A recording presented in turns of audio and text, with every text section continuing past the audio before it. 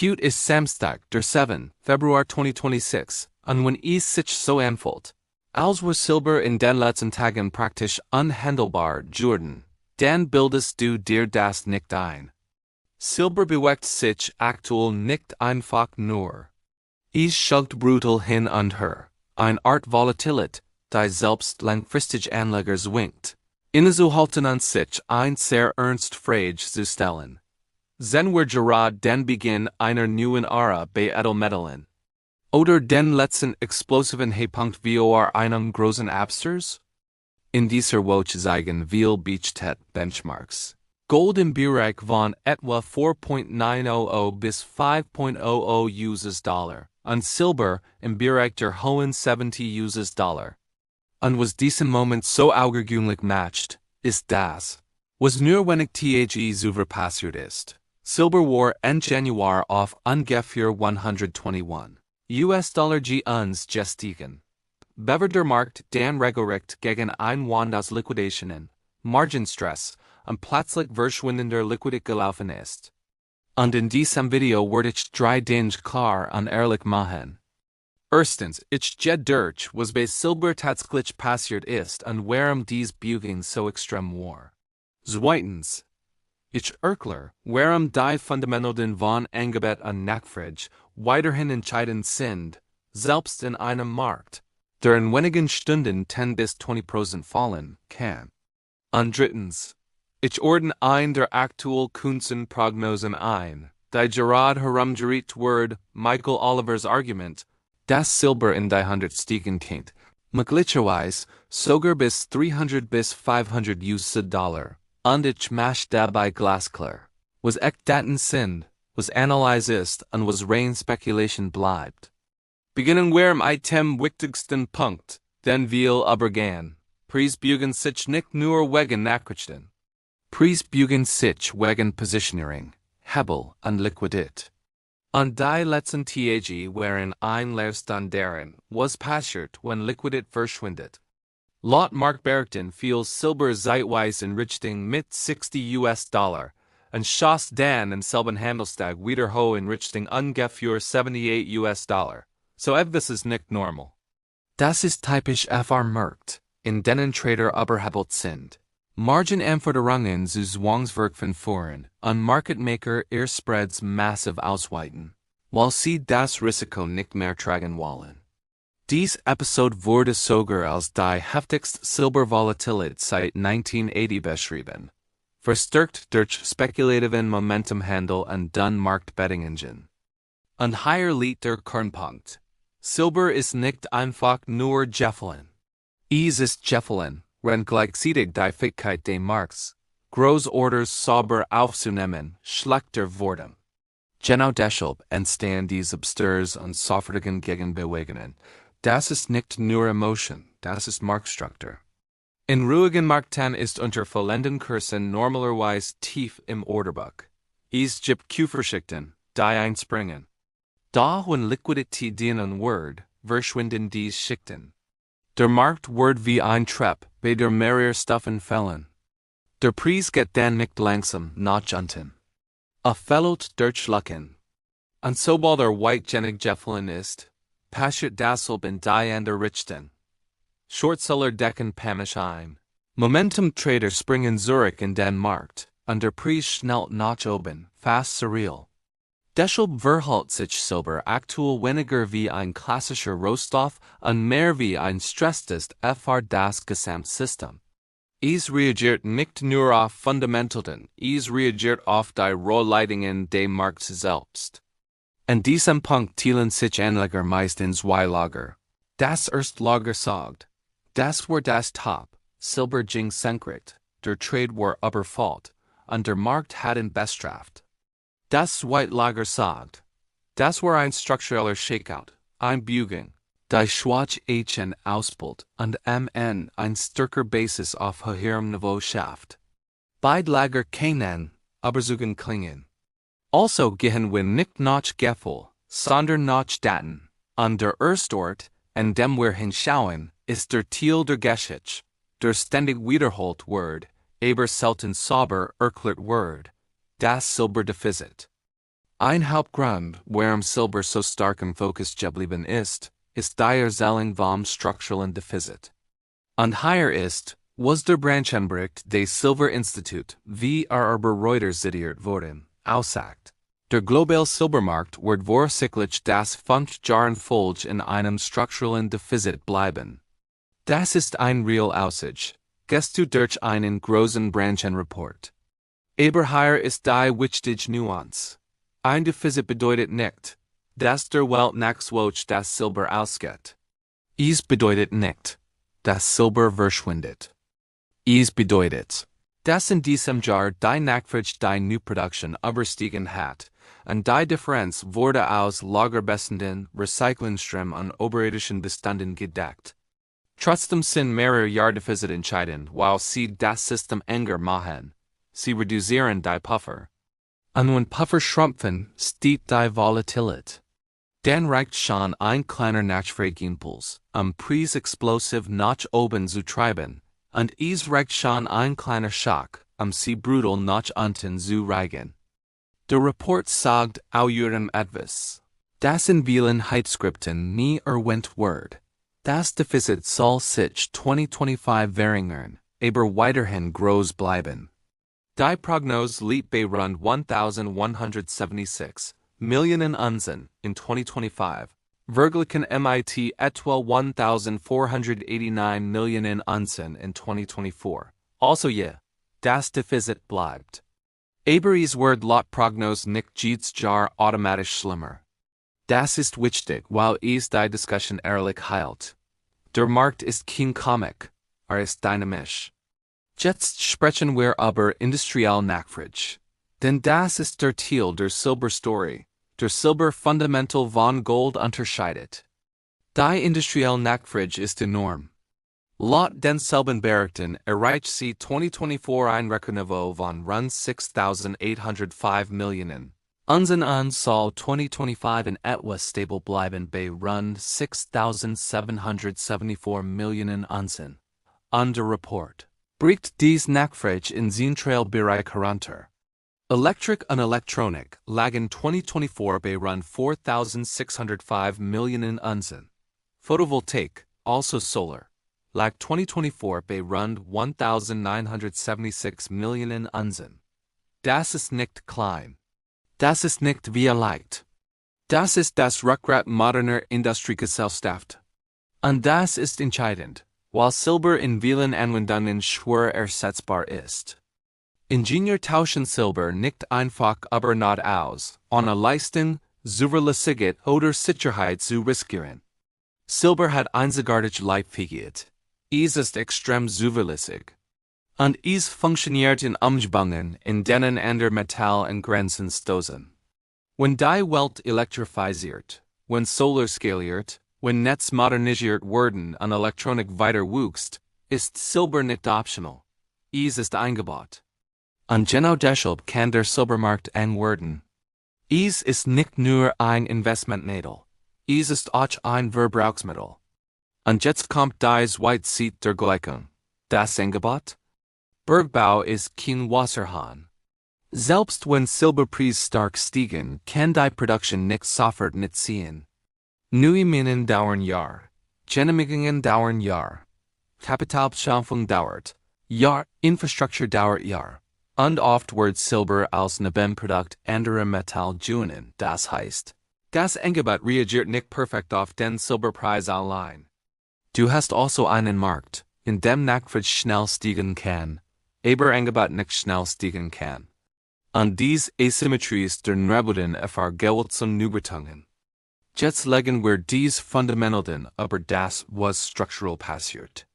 Silber ist gleichzeitig ein Magnet für industrielle Wachstumsrissling wie Elektrifizierung und Solar, ein Makroabsicherungstrade gegen Zinsen und ein Spielplatz für spekulatives Momentum. When speculative positioning zu dicht wird der Markt fragile. Denn entsteht dieser Luftloch-Effekt. Der Preis fällt nicht, weil sich Fundamentalen aber not verändert haben, sondern weil Zwangswerk in ein Duns Orderbeck schlagen. Das ist der Grund, warum Silber sich aktuell so instabil anfühlt. Es ist nicht nur volatil, Es ist volatil auf ein Weise, die signalisiert, dass der Markt Mühe hat, Jordanik Preisfinding aufrechtzuerhalten. Und wenn Preisfinding bricht, wird der Markt zu einer Maschine, die Geld von ungeduldigen Teilnehmern zu geduldigen Teilnehmern verschiebt. Bestraft diejenigen, die hinterherlaufen, und belohnt diejenigen, die planen. Aber zu verstehen, warum die Story gerade jetzt passiert, muss man auch Gold verstehen, weil Gold weiterhin das Ankermetall ist, das die Stimmung im gesamten Edelmetallkomplex setzt. Gold hat weiterhin strukturelle Unterstützung durch die Nachfrage des offiziellen Sektors. Daten des World Gold Council zeigen, dass die Gesamt-Gold-Nachfrage 2024 einen Rekordwert von 4,974 Tonnen erreicht, und dass die Zentralbanken zum dritten Jahr in Folge mehr als 1,000 Tonnen gekauft haben. Auch die Europäische Zentralbank schrieb, dass die Zentralbank nach Gold 2024 auf Rekordniveau blieb und mehr als 20% der globalen Nachfrage ausmacht, verglichen mit etwa einem Zehntel im Durchschnitt der 2010er Jahre. Warum ist das relevant für Silber? Weil Gold das Metall ist, das Zentralbanken kaufen. Wenn sie dem langfristigen Stabilitätsversprechen von Fiat-Rangsystemen misstrauen. Es ist der Reservewert, den sie halten, wenn sie ein Asset ohne Gegenparteirisiko wollen. Und es ist historisch das Metall, das in Phasen funktioniert, in denen real Renditen kollabieren oder das Vertrauen in Rangen sinkt. Und wenn Gold in einem strukturellen Bullenmarkt ist, wird Silber oft in dieselbe Strömung gesehen. Aber Silber verhält sich nicht wie Gold. Es steht nicht in einer geraden Linie. Es hinkt hinterher, explodiert, crasht und sie ist set. Es ist kleiner, dünner und empfindlicher gegenüber Kapitalflüssen. Deshalb wird Silber oft als Gold imitable bezeichnet. In manchen Zyklen ist dieser Hebel lebensverändernd. In anderen ist Portfolio zerstörend. Es hängt davon ab, wie man ihn spielt. Damit kommen wir zu einer der wichtigsten Kennzahlen in Edelmetallzykel, dem Gold-Silber-Verhältnis. Es ist simpel. Man nimmt den Goldpreis und teilt ihn durch den Silberpreis. Bei den ungefähren Niveaus, aber die wir sprechen, liegt dieses Verhältnis aktuell in den mittleren 60 Jahren. Investopedia weist darauf hin, dass das Verhältnis seit den 1970er Jahren im Schnitt bei etwa 65:1 lag. Aber extrem ausgleich siegt, inklusive aber etwa 1:1 im April 2020. Der Grund, warum Anleger dieses Verhältnis beobachten, ist folgender. When es beginnt zu fallen, outperformt Silber Gold. Und in Edelmetall-Bullenmärkten kann Silber dann sehr schnell und sehr aggressiv auffallen. Es geht von Nachzügler zu Anfuhr, oft in kürzester Zeit. Das Verhältnis selbst ist kein Orakel. Es ist kein magischer Indikator. Aber es liefert ein Gerüst, zu verstehen, in welcher Marktphase wir uns befinden. Wenn das Verhältnis steht, underperformt Silber.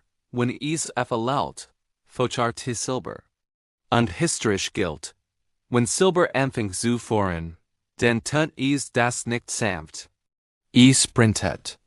Jetzt kommen wir zu der Schlagzeilen Prognose über die gerade will sprechen. Michael Oliver, der Momentum Structural Analysis leitet, veröffentlicht seit 1992 technische Analysen und beschreibt seinen Ansatz als Momentum-basierte Marktstrukturanalyse. In einer stark verbreiteten Diskussion, zusammengesetzt unter anderem von Money Metals, argumentiert Oliver, dass Silber aus einem langfristigen historischen Regime ausgebrochen sei und in den kommenden Monaten in die paar hundert stiegen kann mit einer realistischen Möglichkeit von 300 bis 500 US$. Ob man im stimmt oder nicht. Der Grund, warum diese Prognose Aufmerksamkeit bekommt, ist, dass es keine normale Wall Street Projection ist. Es ist kein kleiner Schritt. Kein Silber auf 85. Es ist ein Regimewechselcall. Und emotional trifft das deshalb, weil Silber in den letzten Wochen bereits bewiesen hat, dass es Bewegungen machen kann, die viele Anleger für ungleich halten. Is war bereits dreistellig. Is es bereits kollabiert. Is es bereits zurückgesprungen. When also Gemmen 300 bis 500 sagt, klingt es nicht mehr wie rein Science Fiction. Es klingt wie eine extreme Verlängerung eines Markts, der ohnehin schon extrem handelt. Aber jetzt kommt der wichtigste glaubwürdige Spast. Das ist die Projection eines Analysten. Es ist kein garantierter Ausgang. Es ist nicht bestigt.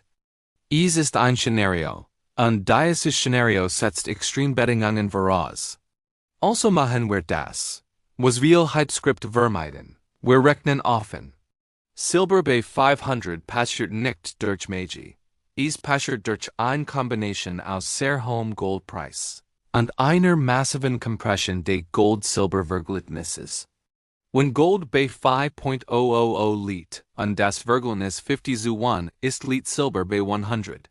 When Gold bei 8.000 liegt und das Verhältnis 35:1 ist liegt Silber bei etwa 229. ENN Gold bei 8.000 liegt und Silber bei 500. Where das Verhältnis 16:1.16:1 ist in der modernen, frei floatenden Preisera extrem. Aber historisch war das Verhältnis in früheren Rangsystemen teils nahe 15:1 fixiert, und wir wissen, dass dieses Verhältnis in Krisenphasen sehr stark schwanken kann. Die ehrliche Schlussfolgerung lautet also, Silber bei 500 erfordert Extrembedingungen. Nicht ungleich aber extrem. Und solche Bedingungen entstehen normalerweise in einem sehr spezifischen Umfeld. Sie entstehen, wenn Gold stark steht, Silber in ein Manier-Phase begeht und die Breitfindlichkeit in den Trade erstarmt, nachdem sie in Jahrelling ignoriert hat.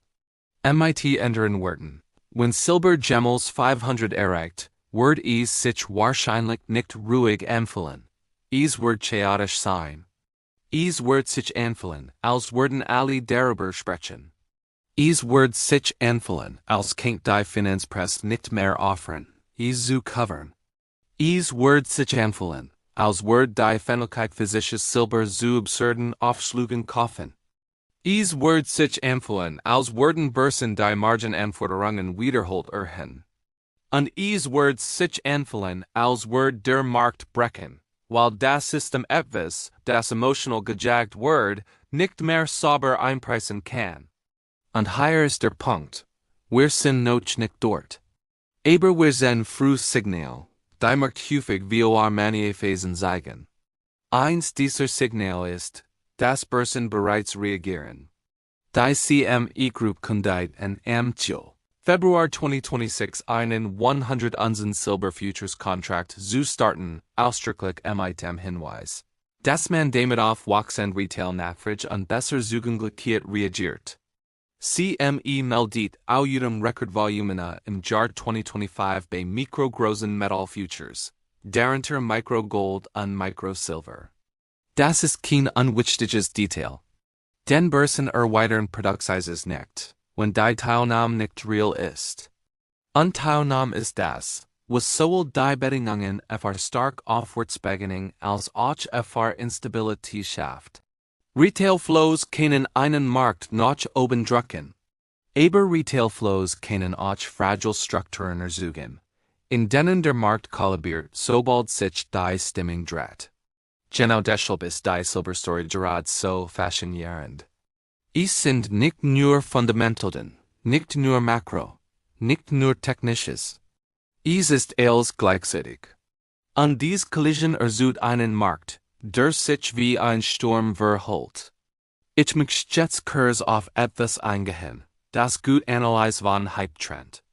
Im ursprünglichen Skript, das du geteilt hast, waren mehrere Aussagen enthalten, die nicht zuverlässig belegbar waren, etwa exakt Mannsaufschläge, exakt Shanghai-Preis oder Regierungsmeetings, speziell über Silber. Solche Behauptungen können ein Skript spannend klingen lassen. Aber sie können auch glaubwürdig sein. Deshalb bleiben wir in dieser Version bei dem, was durch Quellen und Charakterstang gestut werden kann. Dokumentiert Volatilität. Dokumentiert diffuse Prognosen, dokumentiert industrielle Nachfrage, Dokumentiert Zentralbank bei Gold und dokumentiert Kontraktsstarts und der Börse. Jetzt zoomen wir noch einmal auf die Defizitstory. Denn hier liegt ein großer Denkfehler vieler Anleger. Das Defizit ist nicht nur ein Jahr, es sind wiederholt Jahr und wiederholt Jahr von Defiziten. Erzugen eine psychologische Verschiebung. Zorst ignoriert der Markt ist. Preis bleiben niedrig. Lot sagen, wenn Silber im Defizit ist, warum ist der Preis nicht höher? Und dann ändert sich plötzlich etwas. Ein Katalysator kommt. Makro. Speculation. Angebotsstring. Investment well. Und weil das System might reduzieren puffern lieft, stiegt der Preis nicht langsam. Explodiert. Das ist die Logik hinter der Idee einer blitzartigen Neuberting. Markt keinen structural Problem lange ignorieren. Aber wenn sie offern, sie zu ignorieren, passiert die Anpassung schnell. Ein weiterer Grund, warum Silber so heftig reagiert, ist, dass der Silbermarkt im Vergleich zu anderen Assetklassen nicht riesig ist. Gold ist massiv. Der Bondmarkt ist massiv. Aktien sind massiv. Silber ist relativ klein. Wenn Kapital in Silber flieht, braucht dies deshalb nicht viel, den Preis drastisch zu biegen. Das ist der Grund, warum Silber in kurzer Zeit